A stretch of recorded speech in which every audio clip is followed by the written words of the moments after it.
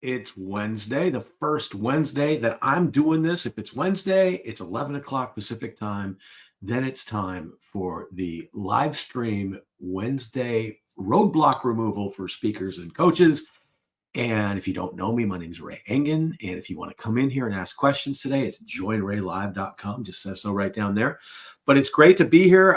Learned some things last year and want to pass them on to you and figure out what we can do to make this year more exciting, more wonderful than it was last year, because every year should be a little bit better than the year before.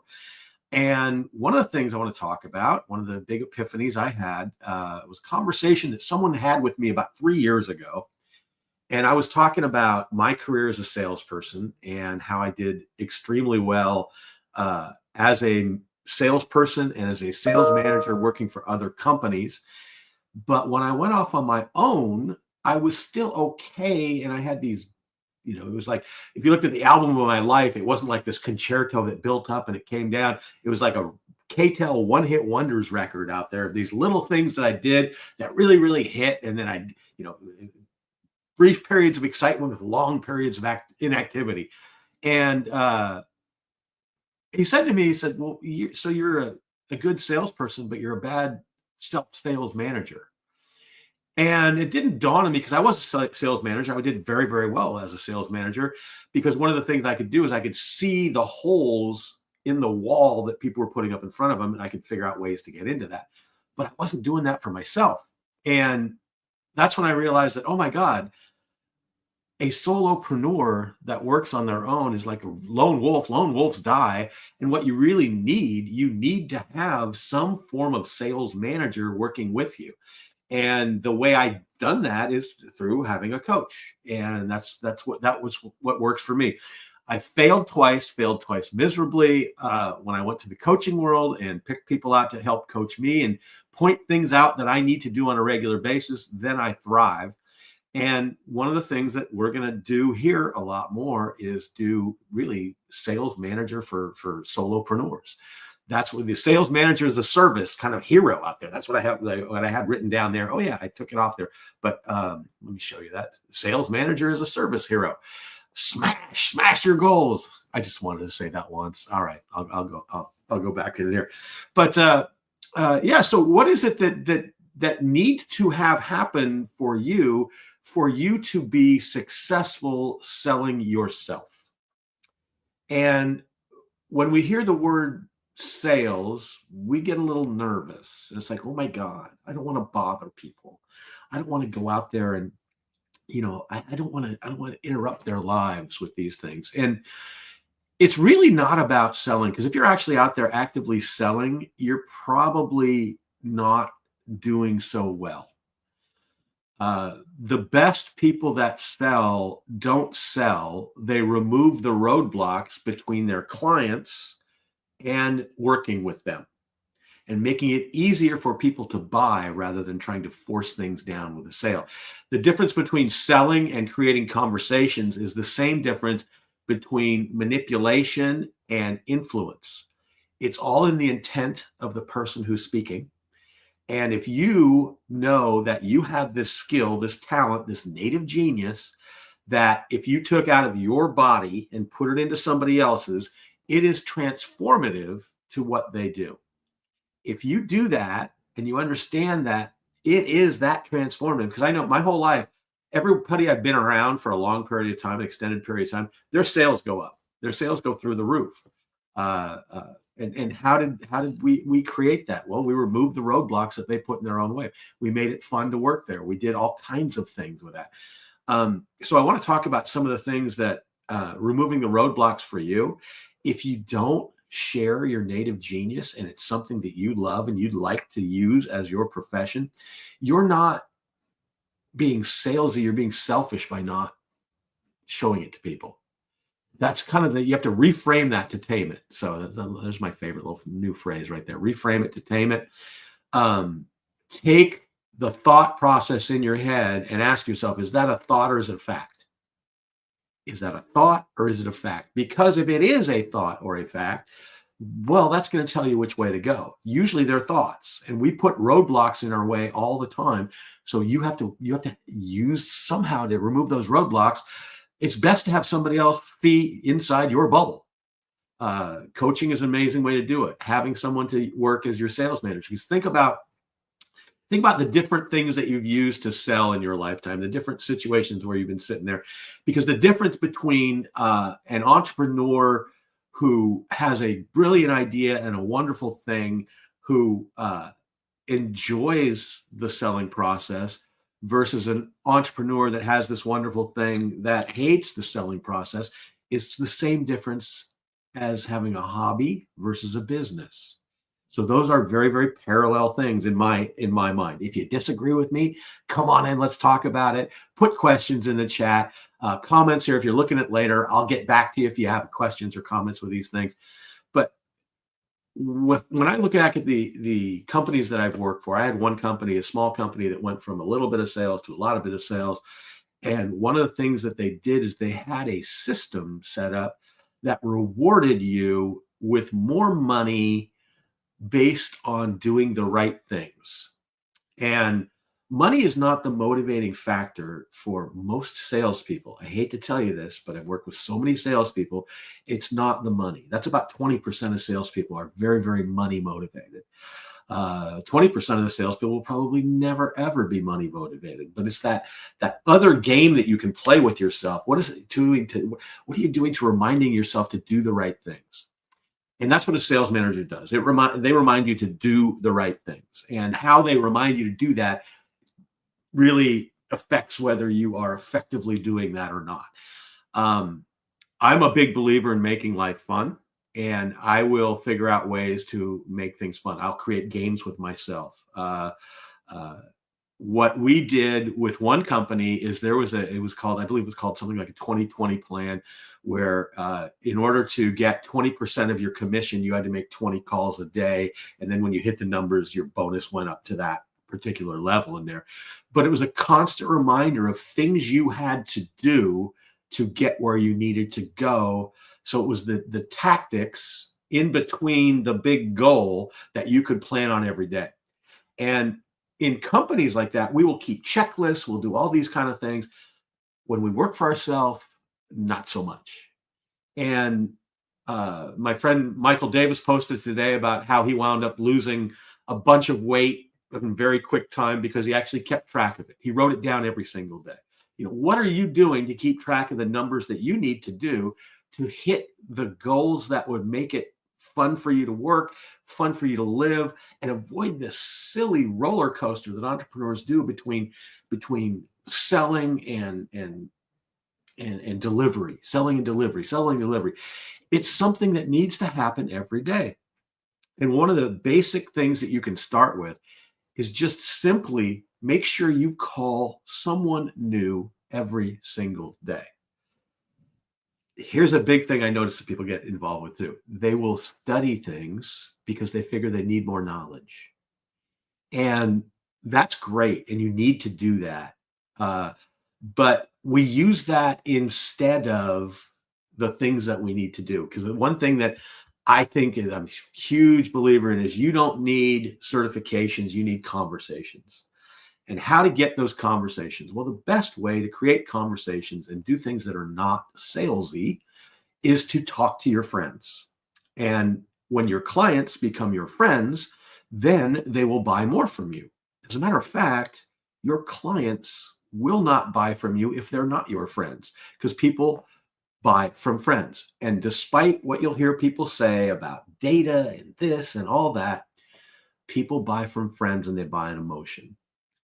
Even a very, very rigid CEO that is looking at the bottom line of everything, the reason they're looking at the bottom line of everything is the emotional thought behind talking to the board about what the numbers are.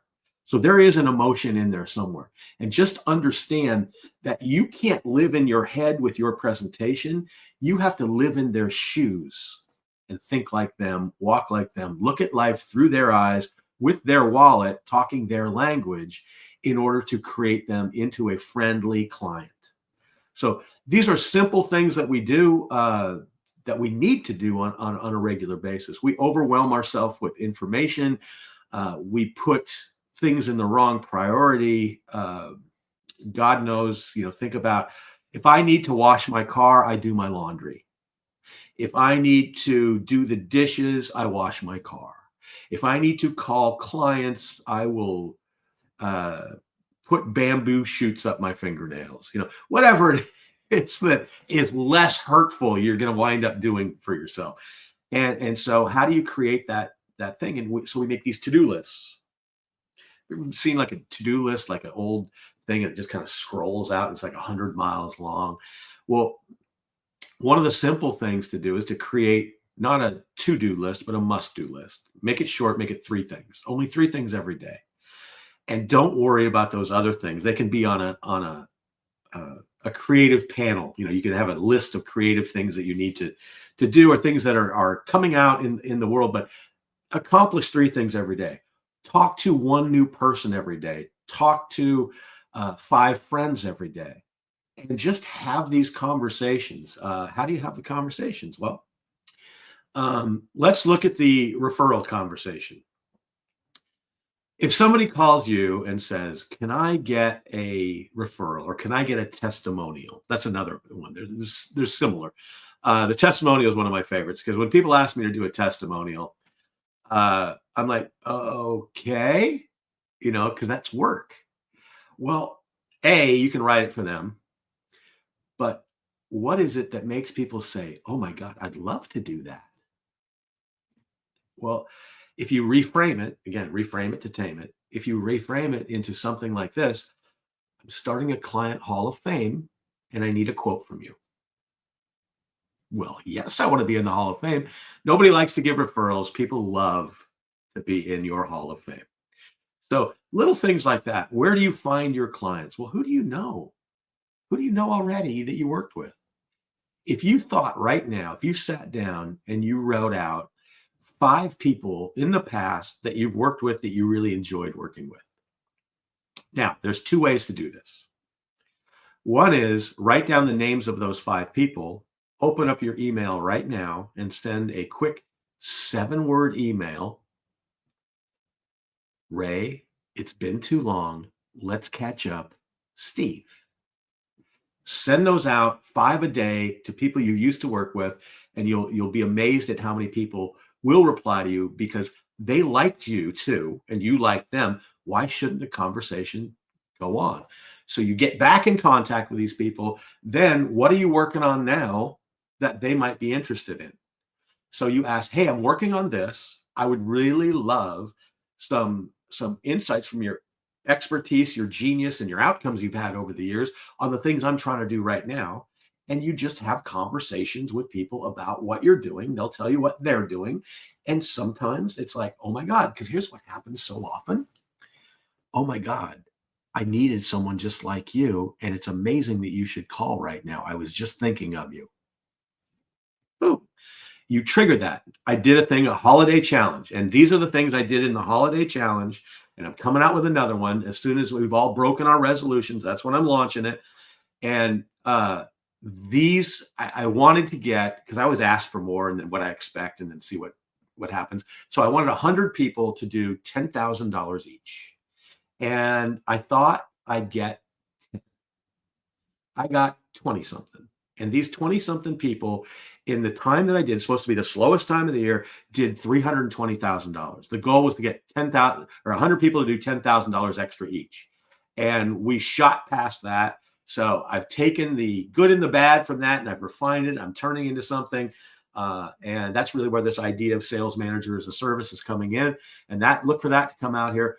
But the first things we did, I'm giving it out to you right there. This is the very first thing we did, is just write down lists of people that you've worked with in the past that would be fun to work with again, the actual names, and send them actual emails. Secondly, take those 5 people that you wrote down and write out the traits about them that you really, really loved about them that you'd like to work with, and see how they stack up against one another. You're going to see a lot of similarities. When you see these similarities, what you've just done is you've taken these 5 people, you've created a client Mount Rushmore.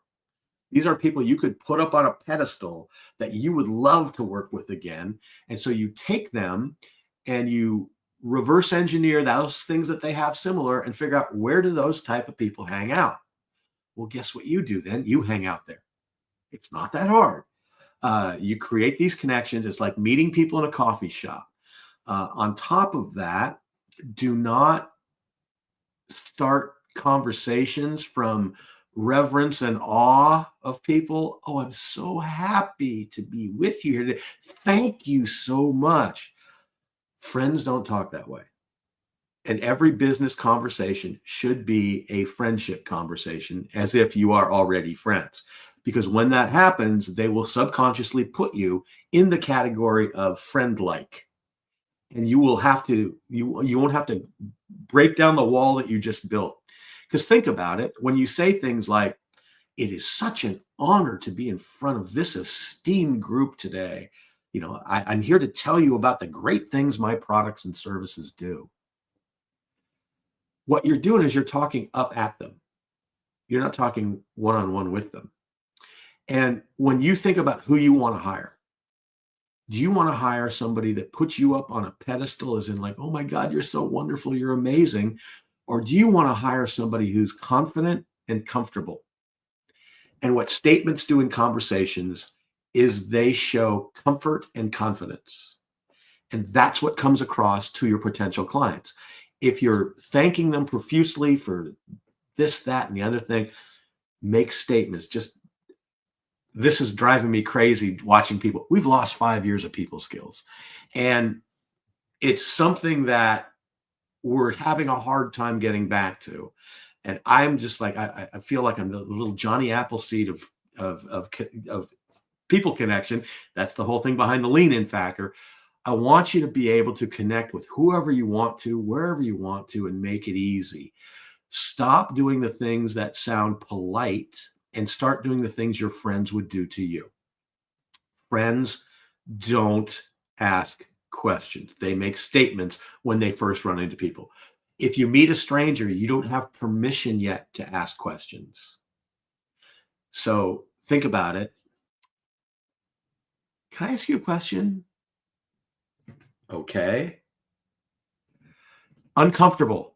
You don't get where you want to go. You put a wall right up there. Something your friends never say. How are you today? Good morning. How are you today? They will say, oh, look at that shirt. Oh, nice hair. Oh, I love that shirt. Love those shoes. You know, blah, blah, blah, blah, blah. Understand how to make great conversation from small talk. It's not small talk. It's big talk, because you're creating connection, and you're doing it not superficially. You are doing it through genuine connection on what you see and what you observe with them. If you're a bald guy and you want to meet another bald guy and they haven't seen you yet, just walk up behind them and say, oh, there's the greatest hairdo in the room. And what happens, you'll get this annoyed bald guy turning around and going, who's this? Well, I almost said a bad word. Who's this? Who's this weirdo talking about my head? And then they see you and you have another bald head. Then it's like a shared experience. Like, oh, hey, yeah, you're looking good too, right? So what are the shared experiences that you can connect with immediately? And that's how you get in. That's how you create things. I have a friend named David Horning that talks about think like a comedian. It's better for business. And he's right, because what comedians see are all the pieces. They don't see the big picture. They see the pieces of the big picture, and they can pull and tug at each one to make some sort of surprise and some sort of violation of a norm that will surprise you. And where that comes into being a business person is, I don't see a wall. I see the little holes in the wall that I can get through that wall. And most people, oh, this is a problem. No, people don't do it this way. You know, how do you become acceptably unusual to get noticed in this sea of sameness that is today's world? So you need to make yourself unusual, make yourself acceptably unusual. You can't go crazy. You can, and some people do. There's no right or wrong way to do this. This is the way I do it. And this is the way I know how to do it. And this is what's worked for me for years and years and years now. And it's what I'm trying to pass on to other solopreneurs. But so key things. Send me some inquiries. Send me some questions on what you got going there, and we'll talk about it. I'm going to have a lot more of these things. I'm going to have more guests. Look for the founder of Dub to be on here. One of the co-founders of Dub will be on here talking about a fantastic thing that you can use to connect with people. I've got all kinds of people lined up for the new year, but this is the first one. And I just wanted to talk about removing roadblocks. Nobody can do this by themselves. They need help. If you're a solopreneur and you want to create a business instead of a hobby, you need to get help. Getting a virtual assistant is probably $100,000 to your bottom line if you do it right. Getting a sales manager to help you or a coach to help you, there's another few $100,000 because it's going to leap you forward. We get caught up in doing all the things ourselves and it spins us out. And that's where overwhelm comes from. And anytime you get yourself overwhelmed, just stop and think, oh my God, what's the next step? Because once you figure out the next step, hope returns. And overwhelm is just lack of hope. Hope is simply the next step. So tip for today, when you're overwhelmed, find the next step. Become acceptably unusual, have conversations, don't worry about certifications, create your client Mount Rushmore, and ask people to be in your Hall of Fame. These are things that are going to connect you to more people, allow you to really stand out in this morass of normalcy that we see, and give yourself a leg up in the new year. So there it is for today. I will be back next week. Ask questions, put them in the comments. I will answer them. We'll see you next time. Take care.